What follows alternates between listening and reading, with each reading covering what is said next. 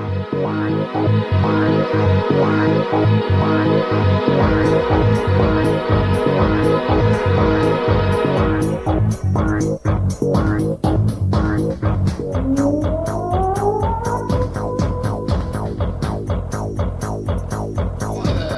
from RTO here. Welcome to another classic album review. And this week we're going back to the 70s and to an album that really put this guy on the map. We're talking about the album This Year's Model by Elvis Costello and the Attractions. His real name, of course, is Declan Patrick McManus, OBE. He was born on the 25th of August 1954, but known to us all as Elvis Costello. He's had a really good career since this album.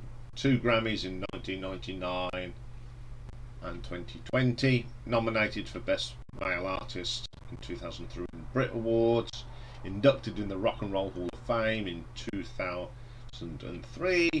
And Rolling Stone ranked him number 80 on its list of greatest artists of all time, which is pretty cool.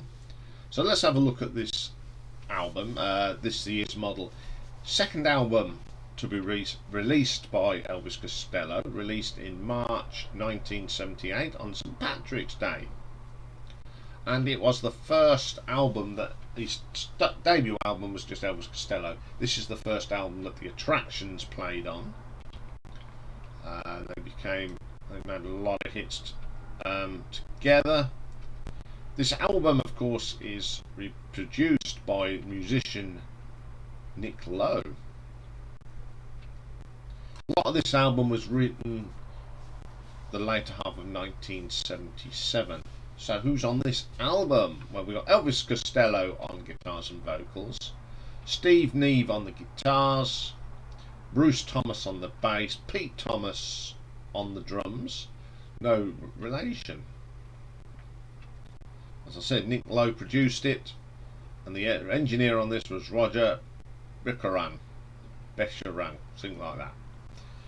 Okay then, first track on this album, is called No Action. Very short little thing, but this is classic post-punk sound. Great vocal from Elvis Costello. I've always liked that track, pretty strong. Then we get the title track, This Year's Girl, This Year's Model, This Year's Girl, sort of the same sort of thing, isn't it? It's just a very catchy tune. Love Pete Thomas's drumming on this. Really interesting drum beat as well, and a very good vocal. The beat. Now this has got little tendencies. It sounds very much like Dire Straits at the same time, but obviously this is a little bit more heavier. I like the track a lot. Absolutely stunning track. Then we get my favourite track, and it's the one that really turned me on to Elvis Costello. It's the brilliant Pump It Up. Oh, I love this. That keyboard line is brilliant. It really gets into your head. Such a catchy tune as well. Absolutely brilliant track. Then we get Little Triggers. It's quite gentle. Really good track. Like that one. Then we get You Belong to Me. The start of this reminds me of The Last Time by the Stones. That guitar bit. Very 60s feel to this track, and I love the keyboard that sounds like this 60s organ. It really is a good track. Hand in Hand. I think this is one of these great little pop punk songs from the time. Very late 70s, really catchy tune, and the keyboards again are very prominent on this. Really adds to this. Then we get another track I really love, I Don't Want to Go to Chelsea. Love the keyboard again from Steve. You've got some really nice textures on this album on the keyboards. Very catchy tune again. Then we get Lip Service. That's okay. It's not the best track on the album, but it's still got that distinctive sound that they worked on, that became the sound of Elvis Costello and the Attractions for many years. Living in Paradise. Starts off a bit reggae and then goes into more of the post-punk sound, and I think that's how they do that quick transition is really good. Lipstick Vogue, I love the drumming on this. Then the punk, it's a really punky song with a lot of keyboard overtones, really good. Then we get Night Rally. I think this is Elvis Costello's best vocal on this album. Really good track. Very short, but a brilliant track. So how did it do? Well, it did rather well. It got to number 4 in the UK album charts. And then the Billboard in America got to number 30.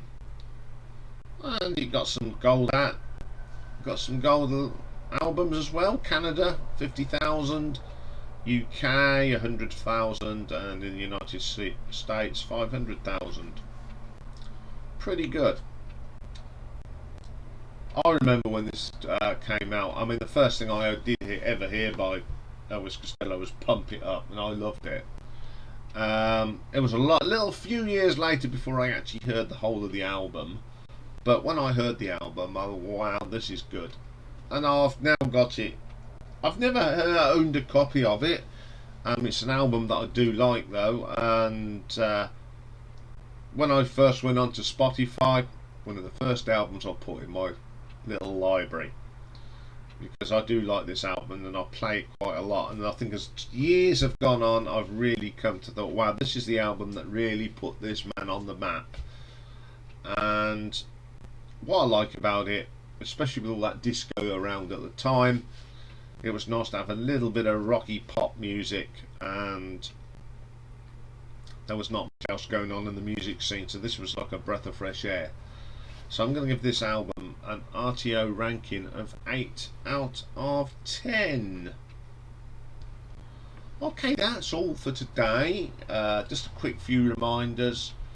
Live stream is back on the 4th of August. So I will keep telling you, reminding you of the date, but the 4th of August is our first live stream. And what we got for you tomorrow? Well, we've got an album ranking of one of the newer bands. It's a band that I really do like. I like what they sound and what they're doing, and we're talking about Greta Van Fleet. And then tomorrow's retro ranking is Johnny Kidd in the Pirates. Well, I had to do it, didn't I? I have to wear an eye patch while I'm out still. But I thought, well, if I'm going to do an eye patch show, let's do Johnny Kidd and the Pirates. So we've got that all for you tomorrow. If you're first time watching, hope you like. And if you like it, give me a like and subscribe. And hit that bell, because we put stuff out every day of the week, except Saturday and Sunday, where I take some R&R. So have a good day. Try and keep cool. It's going to be a hot day, and don't forget, if you've got pets, especially doggies and cats, make sure they're nice and cool. Rocky's under the computer table, because it's the coolest place probably in the flat. So have a great day everyone, and I will see you tomorrow. Bye for now.